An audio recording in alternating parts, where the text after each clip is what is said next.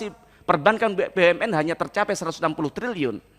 Maka sekali lagi, hal yang Bapak lakukan selama ini, ya seperti yang disampaikan Pak Prabowo tadi, hanya sekedar omong-omong saja.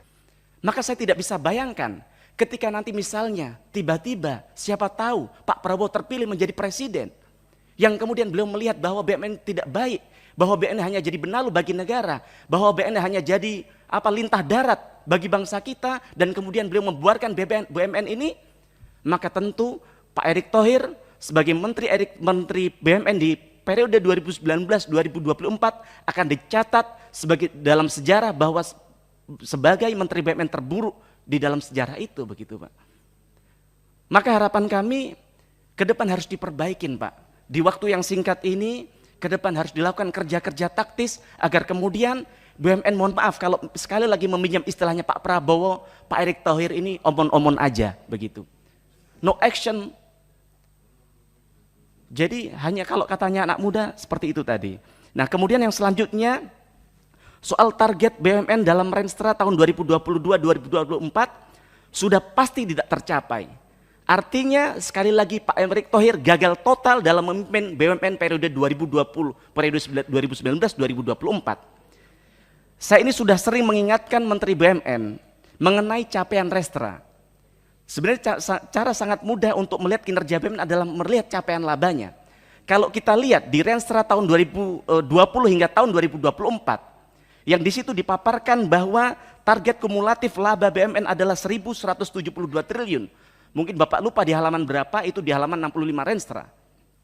Nah, adapun target kumulatif kalau mau kita jabarkan tahun 2020 hingga tahun 2023 secara berturut-turut adalah 178 triliun, kemudian 199 triliun, 222 triliun, dan 248 triliun, yang kita total adalah 847 triliun.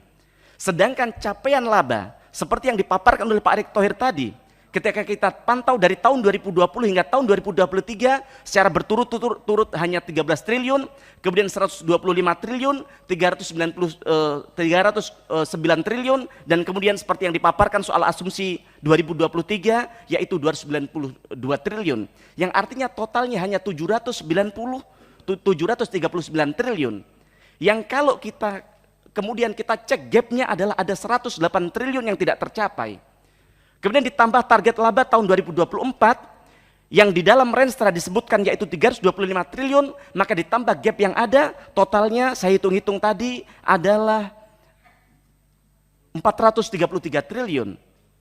Nah, maka kami tidak habis di akal pikir kami, hal ini akan tercapai di periode akhir Bapak.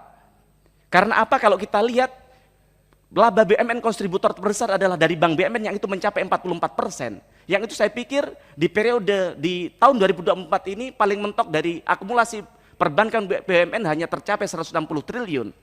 Maka sekali lagi hal yang Bapak lakukan selama ini ya seperti yang disampaikan Pak Prabowo tadi, hanya sekedar omong-omong saja. Belum lagi kalau kita lihat di Renstra target capaian yang lain yang tidak tercapai, yaitu soal ada 6 BUMN yang Bapak sampaikan di Renstra akan masuk dalam top perusahaan global pada tahun 2023, dan ada 7 perusahaan BUMN yang akan masuk dalam top perusahaan global di tahun 2024, yang itu di tahun 2023 ini baru tercapai satu yang masuk Fortune 500 global yaitu Pertamina.